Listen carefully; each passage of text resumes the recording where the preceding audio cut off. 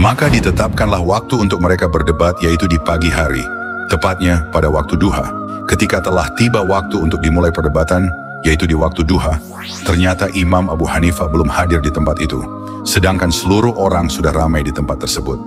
Hari pun menjelang siang, namun Imam Abu Hanifah belum juga datang. Para ulama menjadi gelisah dan khawatir, lantaran Imam Abu Hanifah tak kunjung datang. Pada akhirnya, orang ateis yang ingin berdebat itu mulai sesumbar dan berkata, "Manakah Abu Hanifah itu yang katanya ingin berdebat denganku? Dia tidak berani untuk datang karena dia tahu dia pasti akan kalah. Dan dia menyadari bahwa dia memiliki logika dan argumentasi yang lemah. Maka dari itu, dia tidak berani datang untuk berdebat." Orang ateis ini pun mengambil kesempatan untuk berceramah dan menyampaikan pembelajaran tentang apa yang diyakininya di depan seluruh penduduk kota dan para pejabat. Ia pun mulai menyampaikan bahwa Tuhan itu tidak ada, bahwa alam semesta ini ada begitu saja, dan lain sebagainya. Setelah orang ateis ini menyampaikan pendapatnya panjang lebar, dan Imam Abu Hanifah pun belum juga datang, orang ateis ini pun merasa menang dan ingin meninggalkan tempat.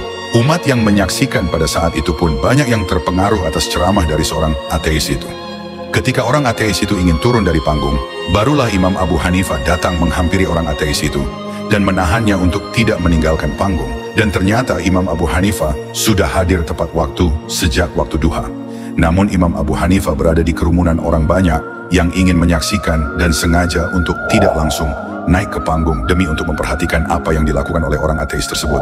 Imam Abu Hanifah pun berkata kepadanya, "Tunggu, janganlah kau pergi." Orang ateis itu menjawab, "Oh, tidak bisa. Waktu sudah habis dan kenapa kau baru datang?" Imam Abu Hanifah pun meminta maaf kepadanya. Namun, orang ateis itu berkata, "Tidak bisa. Aku tidak bisa memaafkan kamu jika kamu tidak memiliki alasan yang tepat. Dan alasan itu harus bisa diterima kenapa kamu terlambat." Maka Imam Abu Hanifah berkata, "Baiklah, aku akan menyampaikan kepada engkau dan seluruh umat yang hadir supaya mereka mengetahui kenapa aku bisa terlambat." Kemudian Imam Abu Hanifah mulai bercerita, "Wahai semuanya, sebenarnya aku ini tidak tinggal di kota ini. Rumahku berada di seberang sana. Ketika aku berjalan menuju ke sini, aku harus menyeberangi sungai itu. Ketika aku sampai di tepi sungai itu, aku tidak mendapati perahu atau alat untuk menyeberangi sungai. Dan aku pun juga tidak bisa berenang. Aku pun terdiam di tepi sungai itu sambil memikirkan bagaimana caranya aku untuk dapat menyeberangi sungai itu. Aku pun duduk di bawah sebuah pohon dan terus memikirkan bagaimana caranya aku bisa ke seberang. Aku pun terus menoleh ke kanan dan ke kiri mencari-cari barangkali ada perahu, sambil berharap semoga Allah memudahkanku datang kemari. Dan subhanallah, tiba-tiba secara kebetulan ada angin berhembus kencang, lalu ada petir besar menyambar. Jika ia menyambar sebuah rumah, mungkin rumah itu akan roboh. Tapi secara kebetulan petir itu menyambar sebuah pohon besar. Lalu pohon tersebut terbelah menjadi dua. Secara kebetulan robohnya ke sungai. Lalu secara kebetulan pula datanglah potongan besi dan ada bahan yang masuk ke sana membentuk kapak.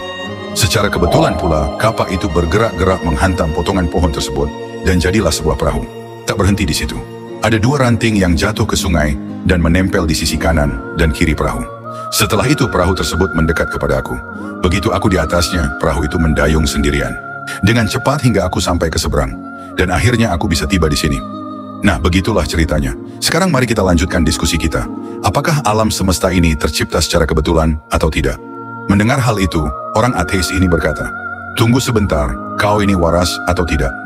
Imam Abu Hanifah pun menjawab, "Tentu saja aku waras." Ateis itu berkata lagi sambil tertawa, "Hai masyarakat, lihatlah Abu Hanifah sudah gila. Ceritamu itu tidak masuk akal, wahai Abu Hanifah. Bagaimana mungkin sebuah perahu bisa tercipta dari petir yang menyambar secara kebetulan, lalu terpotong secara kebetulan, dari pohon dan ranting jatuh menempel ke kanan dan kiri perahu? Tidak mungkin. Untuk membuat perahu dibutuhkan orang yang mengerjakannya, memotong kayunya, memasang talinya, membuat sampan, dan seterusnya. Hai masyarakat, apakah kalian percaya?" Lalu masyarakat pun menjawab, "Tentu saja tidak. Itu tidak mungkin." Lalu ateis itu berkata lagi, "Maka Abu Hanifah ini sudah gila." Kemudian Imam Abu Hanifah berkata, "Subhanallah, tunggu sebentar. Yang gila sebenarnya aku atau dirimu? Jika kau mengatakan aku akan menangkapmu. Jika kau mengatakan aku gila, karena aku mengatakan ada perahu terbentuk sendiri, maka kau lebih gila lagi. Sebab kau mengatakan bahwa langit, bumi, gunung, laut, manusia, hewan, matahari, bulan, dan bintang-bintang semuanya ada secara kebetulan. Tapi mengapa kau tak percaya bahwa ada satu perahu yang tercipta secara kebetulan? Maka kau lebih gila daripada aku. Sebab itu, kita ini sama-sama gila. Jadi kita ini jangan berdebat." Setelah berkata seperti itu, Imam Abu Hanifah langsung pergi dan kembali pulang. Lalu semua penduduk kota yang menyaksikan itu tercengang. Pikiran mereka seperti merasa terbuka. Lalu dengan sontak mereka berkata, ternyata betul Imam Abu Hanifah. Perahu yang kecil saja tidak mungkin bisa terbentuk sendiri. Lalu, bagaimana bisa alam semesta, langit, bumi, bintang-bintang, dan semuanya ini bisa tercipta sendiri secara kebetulan tanpa ada penciptanya? Ternyata, kita telah dibodohi oleh ateis ini. Dan pada akhirnya, semua orang yang terpengaruh perkataan ateis itu kembali kepada Islam dan meninggalkan orang ateis itu sendiri karena telah dianggap gila.